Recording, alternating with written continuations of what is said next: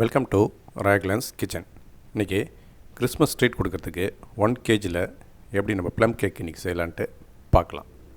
இதுக்கு தேவையான ingredients: 1 cup மைதா மாவு, 1/2 கப் சர்க்கரை, 10லேருந்து 12 பேரிச்சம்பழம், முந்திரி 50 கிராம், உலர்ந்த கருப்பு திராட்சை 25 கிராம், 2 முட்டை,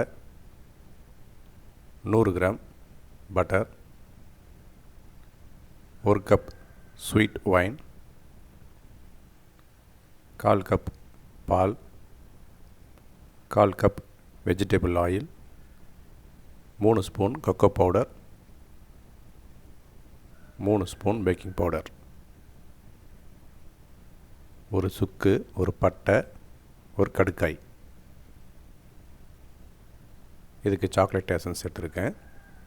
அதே மாதிரி 100 கிராம் சாக்லேட் எடுத்துருக்கேன். இப்போ இந்த இன்க்ரீடியன்ஸ்லாம் வச்சு எப்படி நம்ம ப்ளம் கேக் செய்யலான்ட்டு பார்க்கலாம். இப்போ ஃபஸ்ட்டு நம்ம இந்த சாக்லேட்டை சின்ன சின்ன பீசஸாக கட் பண்ணிடலாம்.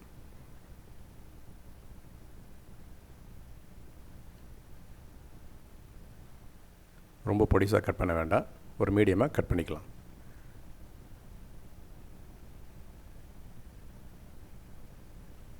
இப்போ இது எல்லாத்தையுமே கட் பண்ணியாச்சு. இப்போ இதை அப்படியே தனியாக வச்சிடலாம்.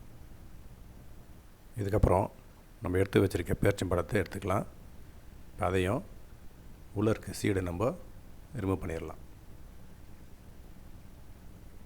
இது மாதிரி ரிமூவ் பண்ணிவிட்டு எல்லா பேரிச்சம்பழத்தையும் நம்ம மீடியமாக இதையும் கட் பண்ணிடலாம்.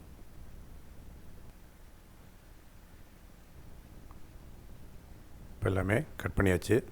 இப்போ அப்படியே கிண்ணத்தில் எடுத்து வச்சு நம்ம இதையும் தனியாக எடுத்து வச்சிடலாம். இதுக்கப்புறம் நம்ம உலர்ந்த திராட்சை எடுத்துக்கலாம். அந்த திராட்சையில் நம்ம வச்சுருக்கிற ஸ்வீட் ஒயின் அதில் ஊற்றிடலாம். இப்போ இதை நல்லா மிக்ஸ் பண்ணிவிட்டு இதை நம்ம ஒரு 1/2 ஹவருக்கு நம்ம இதை ஊற வச்சுக்கலாம். இதையும் தனியாக எடுத்து வச்சிடலாம். ஒரு மிக்ஸி ஜார் எடுத்துக்கலாம். இப்போ மிக்ஸி ஜாரில் சுக்கு, பட்டை, இந்த kadukkai இந்த 3த்தையுமே போட்டு நம்ம இதை நல்லா பவுடராக அரைச்சி எடுத்துக்கலாம். இப்போ அந்த பவுடரை அரைச்சதில் 1 ஸ்பூனை மட்டும் நான் எடுத்து தனியாக வச்சுக்கிறேன்.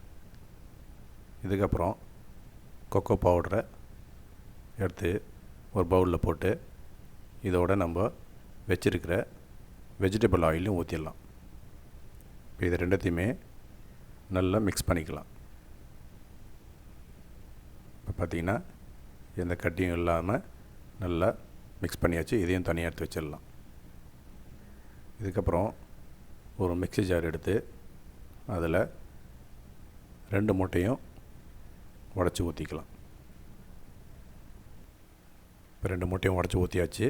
இப்போ இதை நம்ம மூடி போட்டு நல்லா நுர வர அளவுக்கு நல்லா மிக்சியில் பீட் பண்ணிக்கலாம். இப்போ நல்லா பீட் பண்ணி எடுத்துட்டேன்.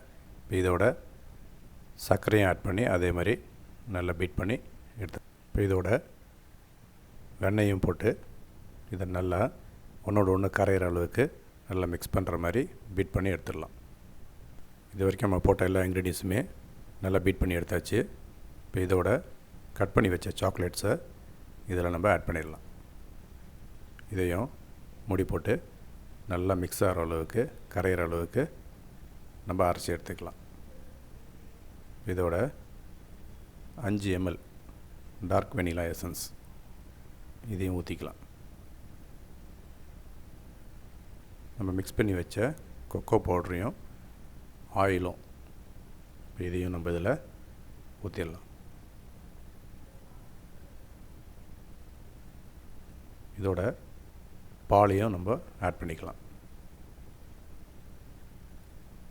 பேக்கிங் பவுடர் 3 ஸ்பூன் இதையும் போட்டு இது கூடவே மைதா மாவு 1 கப்பில் நம்ம பாதி மட்டும் இப்போ நம்ம ஆட் பண்ணிக்கலாம்.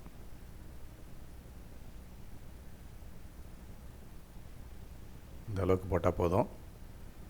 இப்போ இது எல்லாமே ஒன்றோட ஒன்று நல்லா மிக்ஸ் ஆகி வர அளவுக்கு நம்ம அரைச்சி எடுத்துக்கலாம். இப்போ பார்த்திங்கன்னா அதெல்லாம் அரைச்சாச்சு. இதோட மீதி உள்ள மைதா மாவையும் போட்டு நம்ம பவுடரை அரைச்சி வச்ச சுக்கு மிளகு கடுக்காய் அதையும் ஒரு ஸ்பூன் போட்டு நல்லா மிக்ஸ் பண்ணுற மாதிரி அரைச்சி எடுத்துக்கலாம். இப்போ அரைச்சி எடுத்ததில் நம்ம ஊற வச்ச திராட்சை பழம் இது எல்லாத்தையுமே இதில் ஆட் பண்ணிடலாம். இதை நம்ம ஒரு கரண்டியால் நல்லா அடியோடு நல்லா மிக்ஸ் பண்ணிடலாம். இந்த மாதிரி ப்ளம் கேக்கை நம்ம வீட்லேயே நம்ம ஈஸியாக செய்யலாம். ரொம்ப கம்மியான இன்க்ரீடியன்ஸ் தான் இதெல்லாம் யூஸ் பண்ணி ரொம்ப டேஸ்டியாக ஹெல்த்தியாகவும் இருக்கும். நீங்கள் கண்டிப்பாக இதை வீட்டில் ட்ரை பண்ணி பாருங்கள். இப்போ பார்த்திங்கன்னா நல்லா மிக்ஸ் பண்ணியாச்சு. இப்போ நம்ம இதை அப்படியே தனியாக எடுத்து வச்சுக்கலாம். இதுக்கப்புறம் ஒரு கேக் பாத்திரம் எடுத்து அடியில் பட்டர் பேப்பர் போட்டு சுற்றிலுமே நம்ம பட்டர் தடவிக்கலாம்.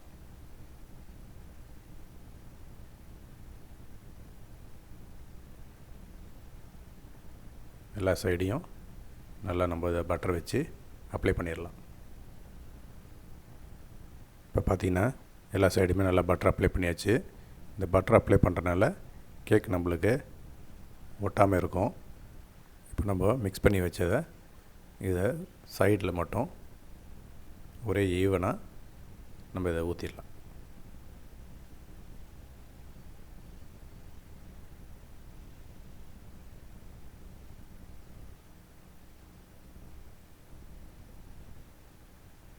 இப்போ பார்த்திங்கன்னா எல்லாம் ஒரே ஈவனாக வர மாதிரி ஊற்றியாச்சு.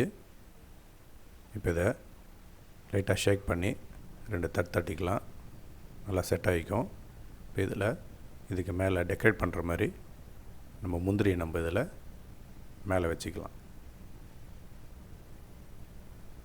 முந்திரிலாம் வச்சாச்சு. இப்போ நம்ம இந்த கேக்கை பேக் பண்ண வேண்டியதான். இப்போ ஸ்டவ்வில் இந்த மாதிரி ஒரு மணல் பிளேட் கொடுத்துருப்பாங்க கேக் பாத்திரத்துக்கு. அதை நம்ம மணல் ஃபில் பண்ணி சென்டராக வச்சு ஸ்டவ் ஆன் பண்ணிடலாம். இப்போ நம்ம ஊற்றி வச்ச கேக் பாத்திரத்தை சென்டராக வச்சிடலாம். சென்டராக வச்சு ஃப்ளேம் கம்மி பண்ணிக்கலாம். லோ ஃப்ளேம்லேயே இதை 45 மினிட்ஸ்க்கு நம்ம இதை பேக் பண்ணிக்கலாம். இப்போ 45 மினிட்ஸ் ஆகிடுச்சு. நம்ம இதை ஓப்பன் பண்ணி பார்க்கலாம் எப்படி பேக்கிங் ஆகிருக்குன்ட்டு. இப்போ பார்த்திங்கன்னா சூப்பராக புசு புசுன்னு நல்லா ஸ்பாஞ்சியாக கேக் பேக்கிங் ஆகிருக்கு.